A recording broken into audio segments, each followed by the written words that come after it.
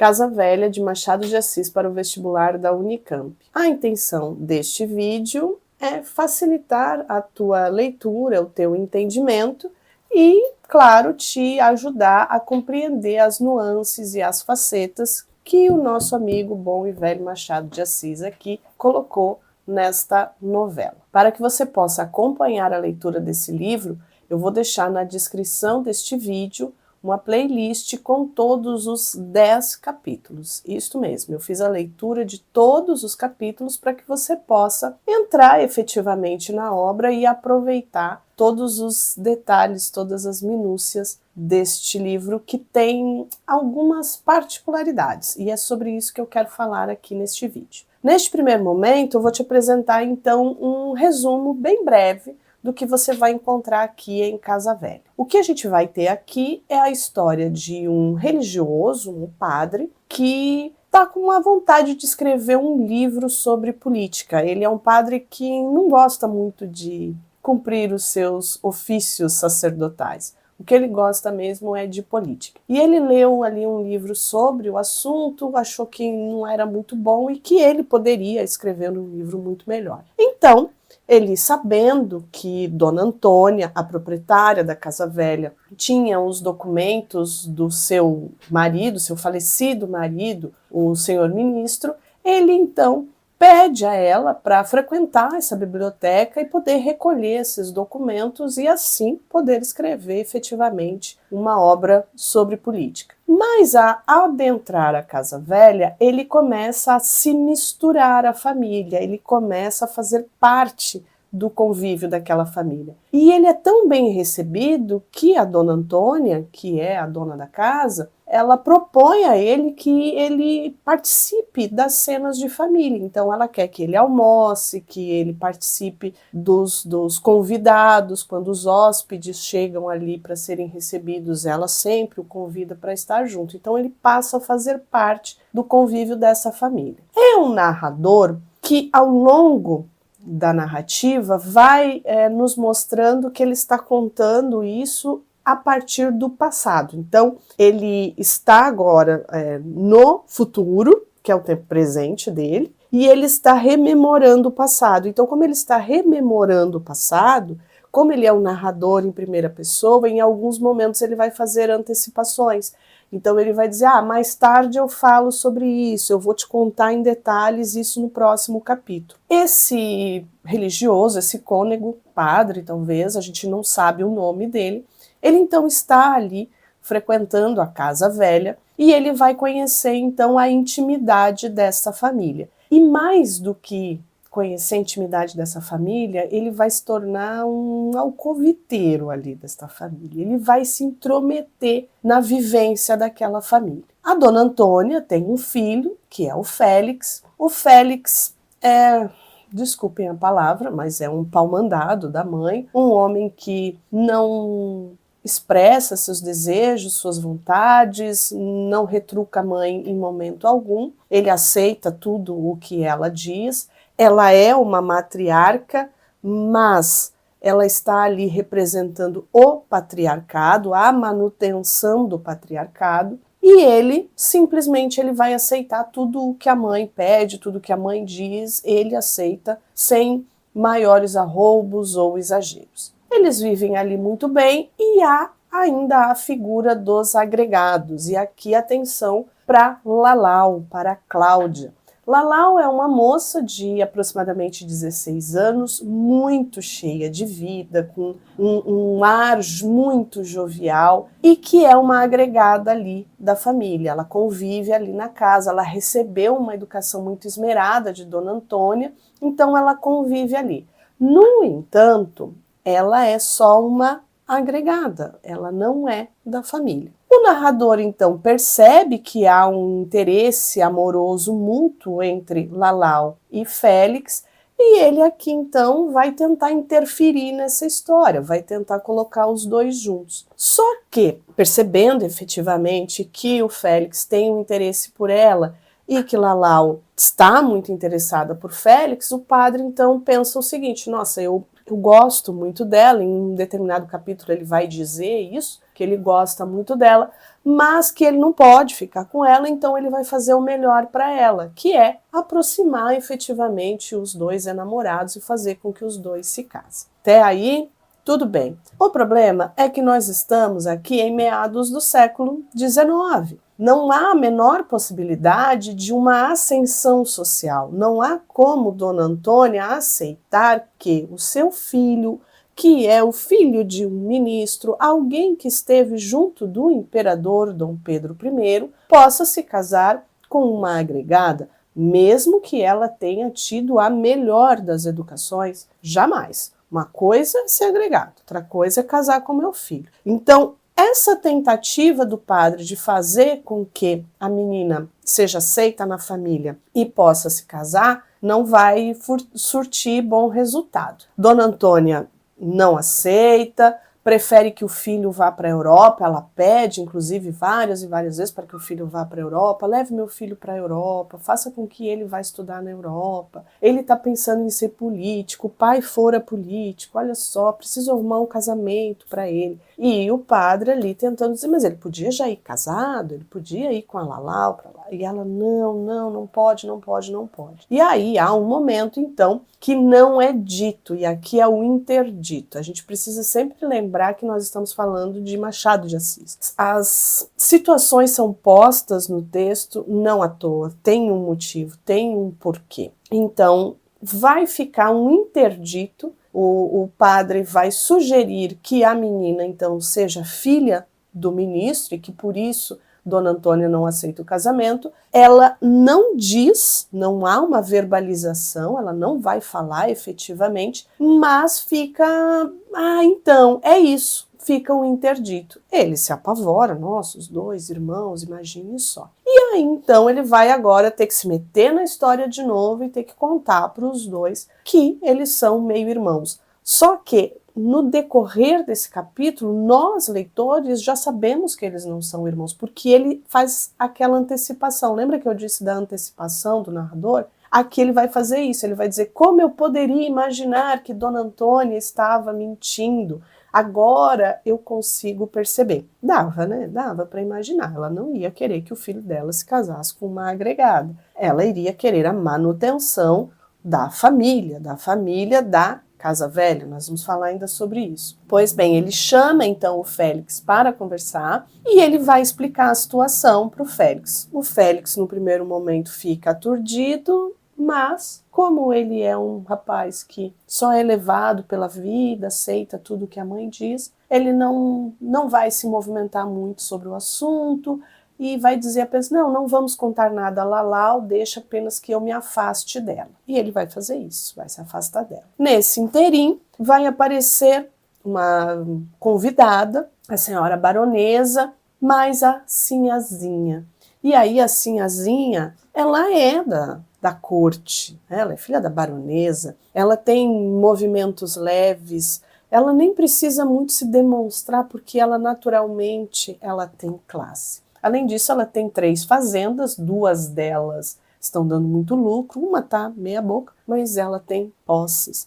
Então a mãe já imagina, Dona Antônia já imagina, vou casar meu filho com a Sinhazinha. Chegou até aqui, podia deixar o like, né? Essa é a hora de deixar o like para poder saber o final da história e principalmente para poder saber a análise, para entender que particularidade que eu prometi falar sobre esse texto aqui de Machado de Assis. Então, deixa o like, se inscreve no canal, cogite a possibilidade de ser membro para poder ouvir todos os capítulos um a um. Aproximando-se então do final da narrativa, a Lalau ela começa a perceber que o Félix está muito distante. E aí há um encontro, então, com o padre. Ela chora, desesperada. Por que ele está fazendo isso comigo? Aí o padre diz, é uma coisa muito dura o que eu tenho para te contar. É muito dura, mas ele fica enrolando ela, meio que querendo até fazer um jogo de adivinhação. Até que ele diz, olha só, vocês são irmãos. Nesse momento ela fica também em silêncio. Mas ela vai dizer a ele o seguinte, não, nós não podemos ser irmãos, não faz sentido. A minha mãe é Nossa Senhora na Terra. É como se fosse a própria Nossa Senhora na Terra. Não, jamais a minha mãe teria tido um caso com com o ministro, não poderia acontecer. Ela volta para casa dela, também se afasta ali da casa velha, e o padre então vai, a pedido de Dona Antônia, vai até a casa da Lalau, que vive com uma tia, a tia Mafalda, e vai conversar com a tia. E a tia vai explicar para ele, olha só, não é possível que a Lalau seja filha do ministro. Até porque o ministro só conheceu a mãe da Lalau quando a Lalau tinha 3 meses de idade. Então, eles não poderiam ter se conhecido. Não há essa possibilidade deles terem se conhecido. Então, se são irmãos, se não são irmãos, ele está com essa dúvida, mas nós, leitores, já sabemos, eles não são irmãos, porque o próprio padre já havia contado para nós, leitores, que eles não eram irmãos. Ele volta, então, para os seus trabalhos, vai continuar lá pegando seu material, examinando a biblioteca, até que ele encontra um livro, e nesse livro há uma nota, uma anotação. E ele reconhece lá a letra, então, do ministro, e nessa anotação o ministro fala, olha só, não pense mais no anjinho. Ou seja, o ministro, sim, traía sua esposa. E ele teve um filho fora do casamento, mas não tinha sido a Lalau. Ele vai confrontar, então, Dona Antônia. E nesse confrontar Dona Antônia, ela que imaginava ter um marido casto, honesto e fiel, percebe, então, que ela também cometeu um equívoco. E ela fala isso para ele, meu Deus, agora quem tem que ser punida serei eu. Porque, afinal de contas, coitada da menina. Então, vamos fazer o seguinte, casemos a menina com meu filho, vai ser um castigo, eu vou ter que pagar pelo que eu fiz aos dois. O padre, então, vai novamente conversar com Lalau, vai explicar a situação, olha só, foi um equívoco, realmente o ministro namorou tua mãe, mas o filho só veio depois, e inclusive até já faleceu, com 4 meses a criança morreu, então vocês dois podem ser felizes. Só que a Lalau, ela não vai aceitar o casamento. Ela diz que não, inclusive ela diz que ela não quer depender de ninguém, que ela não deseja contrair matrimônio com ninguém, mas ao final da narrativa ela acaba se casando com o Vitorino, que era um pretendente que a família de Dona Antônia estava propondo para ela, e o Félix casa-se com Sinhazinha. E aqui encerramos a narrativa. Pois bem, por que a gente acredita que essa história aqui ela tem nuances que mostram tudo aquilo que o Machado vai apresentar nas suas outras obras? Primeiro, foi um texto escrito em folhetim.